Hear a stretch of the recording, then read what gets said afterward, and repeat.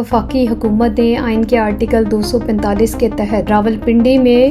فوج جو ہے وہ تعینات کرنے کی منظوری دے دی ہے۔ نوٹیفیکیشن ہے، اس کے مطابق یہ ہے کہ راولپنڈی میں 6 ماہ کے لیے پاک فوج کی 3 کمپنیاں یعنی 400 سے زائد اہلکار تعینات کرنے کی منظوری دے دی گئی ہے۔ یہ فیصلہ پنجاب کے محکمہ داخلہ کی درخواست پر کیا گیا ہے تاکہ ضلعی انتظامیہ کے ساتھ مل کر امن و امان کی فضا کو برقرار رکھا جائے۔ دیکھنا یہ کہ اس کی وجوہات کیا ہیں۔ اس کی جو بنیادی وجہ ہے وہ بظاہر اس میں جو نوٹیفیکیشن ہے اس میں تو اس طرح کا کوئی ذکر نہیں کیا گیا، اور عام طور پہ ایسی باتیں نوٹیفیکیشن میں بتائی بھی نہیں جاتی، لیکن اصل جو ایشو ہے وہ پی ٹی آئی اور حکومت کے درمیان بھی کچھ دن پہلے ایسا ایک واقعہ ہوا تھا کہ جی ایچ کیو کے باہر پی ٹی آئی کے ایک کارکن نے فائرنگ کی، اور جس کے بعد اس جوابی فائرنگ میں وہ مارا گیا۔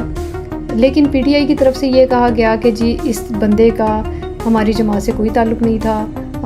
اور دوسری یہ بات کہ وہ ذہنی توازن اس کا درست نہیں تھا۔ لیکن یہ بات تو ثابت ہے کہ وہ جو کارکن تھا وہ پی ٹی آئی کا ہی تھا، اور جو مختلف حلقے ہیں، جو سیاسی حلقے ہیں، ان کا یہ کہنا ہے کہ کیونکہ پی ٹی آئی کی طرف سے لوگوں کے ذہنوں میں اس قدر منفی پروپیگنڈا کیا جا چکا ہے سیکیورٹی اداروں کے حوالے سے، حکومت کے حوالے سے، کہ وہ کسی بھی سیکیورٹی ادارے کو، خاص طور پہ مسلح افواج کو نشانہ بنانے میں ایک لمحے کا بھی غور نہیں کرتے۔ آپ دیکھیں گے سوشل میڈیا پہ بھی اکثر اسی قسم کی باتیں پھیلائی جاتی ہیں جن کا مرکزی نقطہ اور مرکزی ہدف جو ہے وہ مسلح افواج ہوتی ہیں۔ اب یہ کہ موجودہ جو ہے یہ اقدام اس وقت کیوں کیا گیا ہے اور 6 ماہ کے لیے فوج کو تعینات کرنے کا فیصلہ کیوں کیا گیا ہے، اس کی جو دوسری وجہ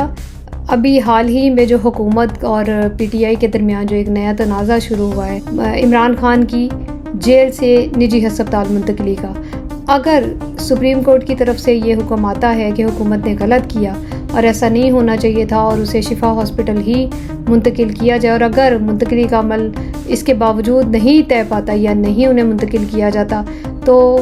لامحالہ یہی ہوگا کہ حکومت اور پی ٹی آئی کے درمیان ایک نئی رفت شروع ہوگی، احتجاجی مظاہروں کا سلسلہ شروع ہو جائے گا، اور ظاہر ہے کہ راولپنڈی کی صورتحال ایک دم بگڑے گی۔ اب یہ فوج تو راولپنڈی میں تعینات کی گئی ہے، تو اس کی بنیادی وجہ تو یہی ہے کہ جو فوجی تنصیبات ہیں خاص طور پہ جی ایچ کیو کو اسے تحفظ دینا، لیکن اس کے ساتھ ساتھ اگر اس طرح کی کوئی اور صورتحال ہوتی ہے جس طرح کہ 27 ستمبر کو پی ٹی آئی کی طرف سے احتجاجی تحریک کا جو اعلان کیا گیا ہے، اس کے بعد تو یہ سلسلہ دوسرے شہروں میں خصوصاً اسلام آباد میں بھی پھیل سکتا ہے۔ یہ بھی ممکن ہے کہ فوج کی تعیناتی کا جو عرصہ ہے یا جو علاقہ ہے اسے مزید توسیع دے دی جائے، یعنی نہ صرف راولپنڈی بلکہ اسلام آباد میں بھی فوج کو تعینات کیا جائے، اور یہ اس کی وجہ وہی ہے، خطرہ وہی ہے کہ پی ٹی آئی کی طرف سے یہی اشارے دیے جا رہے ہیں کہ اگلے 1 سے 1.5 ماہ کے دوران وہ اپنے احتجاج کے جو سلسلہ اسے شدت دے سکتی ہے، اور اگر ایسا ہوتا ہے تو حکومت کے لیے یا جو دوسرے سول سیکیورٹی ادارے ہیں ان کے لیے صورتحال کو سمیٹنا یا لپیٹنا مشکل ہو جاتا ہے، کیونکہ آپ نے یہ دیکھا ہوگا کہ پولیس کسی بھی ایسی صورتحال کو کنٹرول کرنے میں بیشتر ناکام ہی رہی ہے۔ چاہے وہ آپ لاہور میں دیکھیں کہ جب ٹی ایل پی کی طرف سے احتجاج کیا گیا تھا تو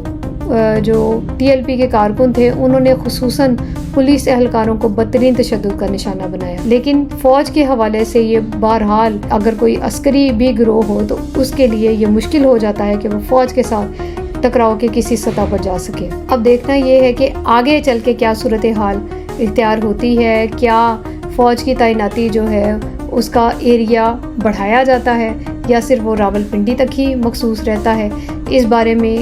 آئندہ چند دنوں میں صورتحال مزید واضح ہو جائے گی، اور اس کا اسی پہ ڈیپینڈ کرتا ہے کہ پی ٹی آئی اگر اپنی تحریک میں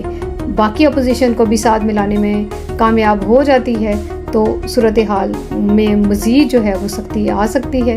اس حوالے سے آئندہ بھی جو پیش رفت ہوگی انشاءاللہ آپ کو ہم آگاہ کرتے رہیں گے۔